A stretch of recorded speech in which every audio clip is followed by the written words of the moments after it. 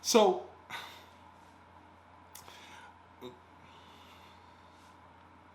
now, I'm sure you've heard by now that Dr. Seuss is being canceled, and you've probably seen the memes all over social media that cancel culture is out of control and all this other foolishness. But all is not what it seems. Dr. Seuss isn't being canceled. Let me say that one more time. Dr. Seuss isn't being canceled. Your green eggs and ham, perfectly fine. One fish, two fish, red fish, blue fish, they're safe as well. So let's talk about what's really, really, really going on, okay? And let's make sure that we can just put this to rest, hopefully once and for all, even though I don't think this video is gonna make much of a difference. All right, to be clear, I'm on the side of truth. I try to be politically neutral, so this isn't a left versus right, Republican versus Democrat thing. I think that both sides have their share of crazy, but the right has a little bit more crazy the last few years, and let me explain why. So, do I think that the woke liberal left goes a little bit too far? Yes, most of the time. It's like they have this purity contest that no one will ever really win. You remember Al Franken, who was pretty much Me Too'd for taking a picture, and he had to resign? You remember that?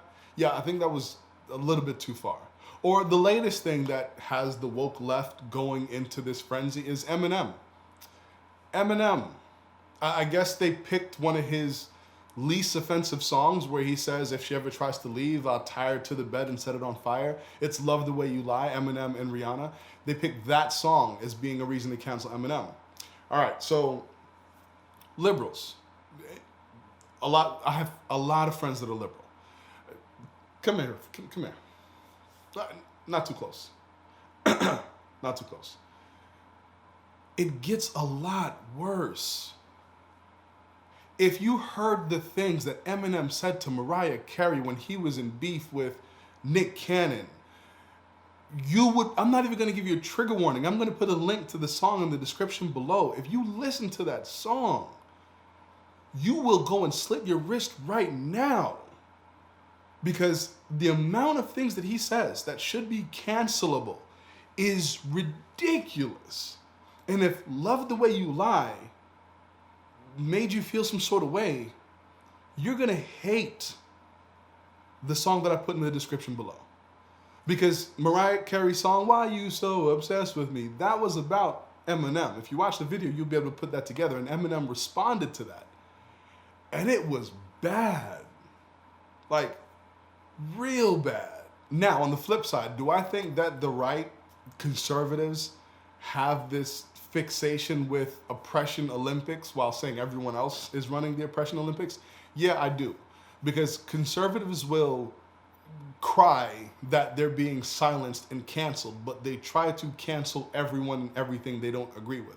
They'll say that they're being shadow banned on social media, which there may or may not be any merit to it, but the point is they cry about it while at the same time trying to cancel other people. They do it a lot. It's like they have this political ideology of hypocrisy. That's going to be the platform we run on. We're okay with something one day and against it the next. Perfect example. Today they want to cancel Dr. Seuss because of racism. Or they're saying Dr. Seuss is being canceled because of racism. In 2012, they were trying to cancel Dr. Seuss because of the Lorax. You remember that? Bill O'Reilly, Lou Dobbs, they both said, oh my God, they're trying to push a green message to our children. We need to cancel Dr. Seuss. Your children are at danger because they're trying to push this green message and save the world. So they're okay with racism, but not okay with Dr. Seuss talking about climate change. Gotcha. What makes this story even worse, in my opinion, is the fact that no one is canceling Dr. Seuss.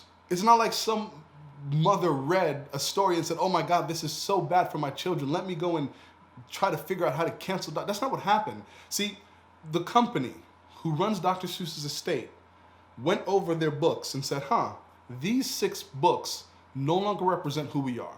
We don't want to show Asians in pointy hats and chopsticks or Africans in grass skirts and bones through their noses. These racial descriptions of, inaccurate descriptions of people from other countries, that's not who we're trying to be. And it's something that most companies do. The world was a different place back then.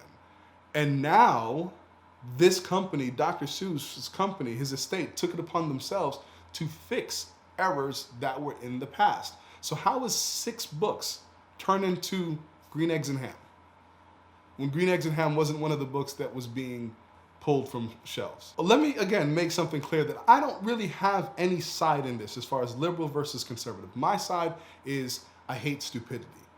And nothing really bothers me besides stupidity, seriously. If I was, let's say, caught up at a Klan rally and they were shouting the N-word at me directly, it wouldn't bother me. Do you know why? Because their intention is to bother me. So if someone is intentionally trying to take you out of your Zen-like space, why would you allow it to happen? That's my mantra. So that wouldn't bother me. What bothers me is stupidity. And the reason stupidity bothers me is because there's so much information. Just Google it. There's so much information out there that there should be no reason that someone should read or see this story about Dr. Seuss and think that Green Eggs and Ham somehow is being canceled, or the Cat in the Hat isn't good enough, or just some other foolishness, even the whole Mr. Potato Head thing. The company decided to do that. Mr. Potato Head isn't going anywhere, but they're adding a gender-neutral version to stores. How is that cancel culture? All right, wait, let me just take all that back. Let me rewind for a second here. Okay, because they say that if you call people stupid, they stop listening. So let me pull it back and not call anyone stupid, because I'm sure I have a lot of friends that probably fell for this Dr. Seuss thing as well. So no, screw that. If you fell for this, you're an idiot. Sorry, you are. And again, this isn't a left versus right thing, because not all people in the right are running the oppression Olympics, and not all people on the left are just these culture warriors that want to make people pay for things that happened 80 years ago. Some things I understand, but I would hate if for some reason the Highway Patrol or the DMV sent me a ticket because there was a road that I drove on 5 years ago when the speed limit was 50 miles an hour and now it's 45 miles an hour. So they send me a speeding ticket for back then when the speeding limit was something completely different. Perfect example is Facebook, and this is a little bit of a tangent, but I got a notification that a picture I posted 6 years ago was flagged. 6 years ago. You want me to pay for something that I did 6 years ago that wasn't even offensive? But back to the point at hand. Companies do this all the time. I'll give you a few examples. Coca-Cola used to have cocaine in it. Fanta was made for the Nazis. So was VW. Volkswagen was the people's car. It was the choice of Hitler. Are you upset that these companies no longer associate with Hitler or any other radical ideologies today? Are you upset that Coca-Cola no longer has cocaine in it? I mean, I'm really not sure where the stupidity ends. You can't be upset for companies making decisions on their own because whatever they're doing today doesn't reflect the values that they have now, or whatever they did yesterday doesn't affect the values they have now. But it's so stupid that I sometimes get confused just trying to understand it. Even Disney, look up Song of the South. Uncle Remus, the magical Negro. That was a real thing, but you can't find it on any streaming services now because guess what? It was racist as fuck. Now, I think that the cause of this is two things. One, I think that because this country does have a racist past, I think because we don't talk about it, and whenever you try to have a conversation about race, it turns into, well, I'm not racist, my parents never had any slaves, we didn't do anything racist. It turns into that as opposed to really finding out what the problem is, really having a conversation and reconciliation about the role that race has played in this country. Because it seems as if it's, oh, it happened so long ago, let's just forget it.